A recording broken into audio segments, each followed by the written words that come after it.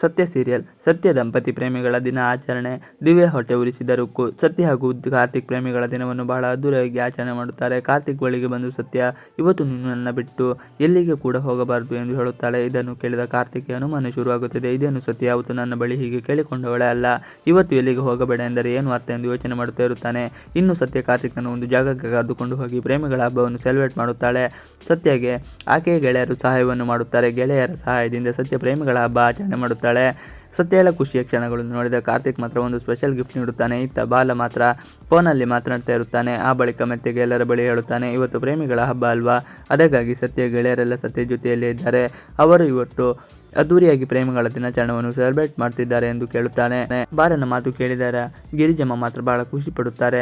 ನಮ್ಮ ಸತ್ಯ ಆ ಮನೆಯಲ್ಲಿ ಬಹಳಷ್ಟು ಕಷ್ಟಪಟ್ಟಿದ್ದಾಳೆ, ಮನೆಯವರೆಲ್ಲ ಒತ್ತಾಯದ ಮೇರೆಗೆ ಮದುವೆ ಆಗುತ್ತಾಳೆ, ಯಾರೋ ಮಾಡಿದ ತಪ್ಪಿಗೆ ಆಕೆ ಶಿಕ್ಷೆ ಅನುಭವಿಸುವ ಹಾಗೆ ಆಗಿತ್ತು ಎಂದು ಹೇಳುತ್ತಾಳೆ. ಕಾರ್ತಿಕ್ ಖುಷಿಯಾಗಿರೋ ಸತ್ಯ ಮಾತ್ರ ಎಲ್ಲರ ಪ್ರೀತಿಯ ಸೊಸೆ ಆಗಿದ್ದಾಳೆ ಎಂದಾಗ ಬಾಲ ಇದನ್ನು ಕಂಡರೆ ಕೆಲವರಿಗೆ ಆಗುವುದಿಲ್ಲ, ಅದು ಸ್ವಂತ ತಂಗಿಯನ್ನು ಕಂಡರೆ ಹೀಗೆ ಆಡುತ್ತಾರೆ ಎಂದು ಹೇಳುತ್ತಾನೆ. ಇದನ್ನು ಕೇಳಿದ ಗಿರಿಜಮ್ಮನಿ, ಕೆಲವರಿಗೆ ದೇವರು ಒಳ್ಳೆ ಬುದ್ಧಿ ಕೊಟ್ಟಿದ್ದಾರೆ, ಇನ್ನು ಕೆಲವರಿಗೆ ದುರ್ಬುದ್ಧಿ ಕೊಟ್ಟಿರುತ್ತಾನೆ, ನಾವು ಅದು ಯಾವುದಕ್ಕೂ ತಲೆ ಕೆಡಿಸಿಕೊಳ್ಳಬಾರದು ಎಂದು ಹೇಳುತ್ತಾನೆ.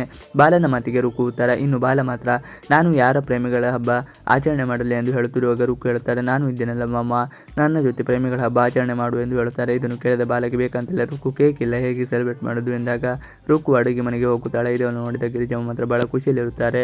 ರುಕ್ಕು ಮಾತಿಗೆ ನಕ್ಕ ಗಿರಿಜಮ್ಮ ರುಕ್ಕು ಕೇಸರಿ ಬಾತ್ ತೆಗೆದುಕೊಂಡು ಬರುತ್ತಾಳೆ. ಆಗ ದಿವ್ಯ ಕೊಂಕು ಮಾತುಗಳನ್ನು ಆಡುತ್ತೆ. ಅರರೆ, ನಾನೇನು ಕೇಕ್ ತೆಗೆದುಕೊಂಡೆ ಬಂದೆ ಎಂದುಕೊಂಡಿದ್ದೆ, ಆದರೆ ಉಪ್ಪಿಟ್ಟು ತೆಗೆದುಕೊಂಡು ಬಂದಿದ್ದೀಯೇ ಎನ್ನುತ್ತಾಳೆ.